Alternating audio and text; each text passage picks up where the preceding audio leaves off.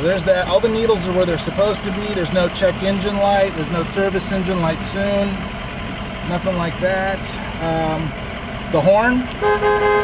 There's the horn. Let me close this door. The driver window. Passenger window. Let me see. Can you see that? There you go. It's got power mirrors, which is right there. So let's see. Let me put it on that. You can see the mirror turning. Oh, let me just do this so you can see. There's the mirror turning. And then over there, look at that mirror. You can see that moving. It's great. See the horn, the turn signals, those work. You can probably see. Oh, let me just do that. There's the right one, there's the left one. Hazard lights, both go on. We'll go outside and I'll show you those also. Windshield wipers. I hate to do it, I just washed this thing, but let's see. There's the spray. There's the wipers.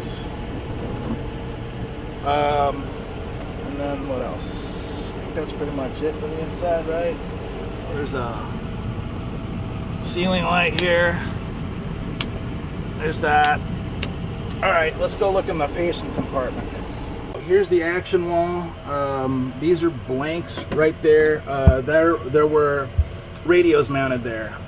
So if you have radios that you want to mount there, you can just take those blanks down and replace your radios there. But I didn't want to have big gaping holes right there, so we just put some blanks up with the same sort of material that would be there. Here's all the switches to control everything. It has automatic door locks, so you can see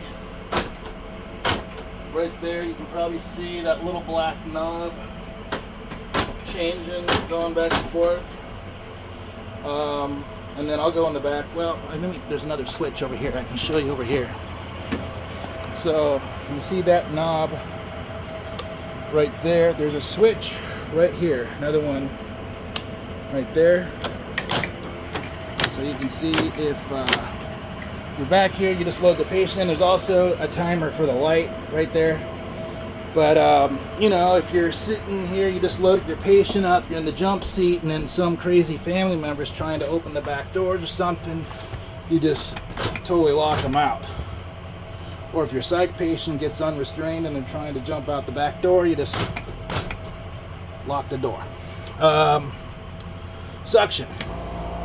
So there's the suction. I put a suction regulator in just so I could show you how it works, but it doesn't come with the ambulance. I need this regulator. It's my only one. So I'll just show you.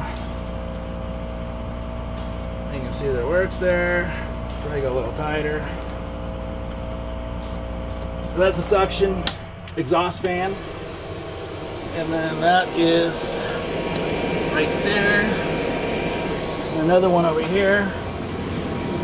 Suck out the fumes if someone vomits or craps their pants or just stinks in general. That's what that's for. And then we got the dome lights. And I just realized one of them is out. So there's 4 on the over the patient, and then there's 3 over the bench seat. See, and there's the one that's out. As soon as I finish this video, I'll put a new bulb in there. You can see that's the low. Actually, it's the high. The low works, but when you go high, that one's burned out. So I'll replace that in a minute. I got spares. And then same thing over for this side. There's the low, there's the high. And then we've got the patient air conditioning and heat, which works like a turbo. You can probably hear it. So there's that. And then you've got different speed settings. There's the medium, and then there's low. Low, I don't know why you'd ever want to use low, but medium is good. And then high. And then here's the thermostat. So, you know, if you want it cold or whatever it is, that's what determines you've got heat or heater AC. So there's that. There's a little fluorescent right there if you're working on your patient care reports. You want to keep the lights off for the patient or whatever. There's a blood pressure. The cuff is not on the end of there, but the most of it is intact. It's mounted on the wall. And then what else? We got another timer switch here for the lights, so if you want to time the lights out. As far as cabinets go, there's traditional cabinets there.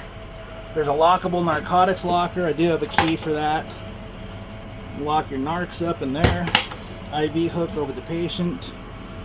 And then there's another IV hook here. There's one over the bench seat if you got someone on the bench seat. There's also another O2 outlet over on the bench seat side. If you need more counter space and you don't need the CPR seat, there's storage under the CPR seat, shallow for just pillows or blankets or maybe bedpans or something.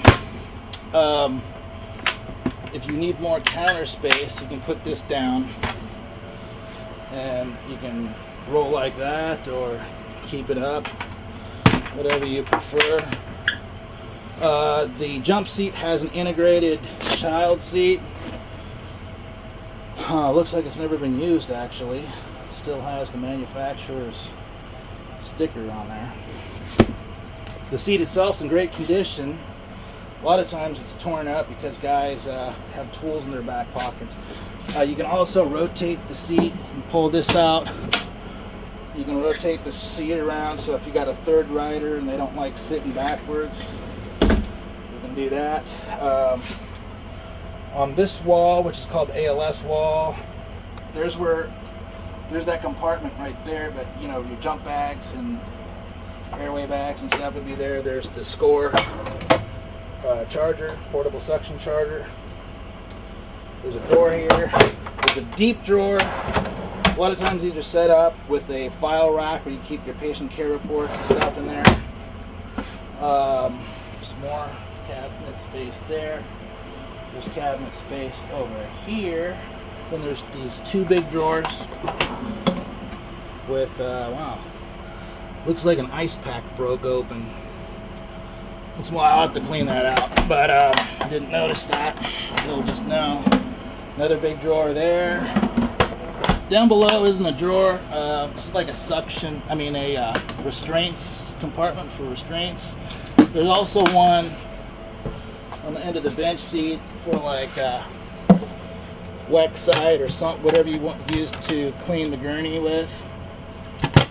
There's that. There's an IV drawer on the bench seat right there for your needles and Tagaderm and tourniquets and stuff. So it's kind of convenient if you're starting a line.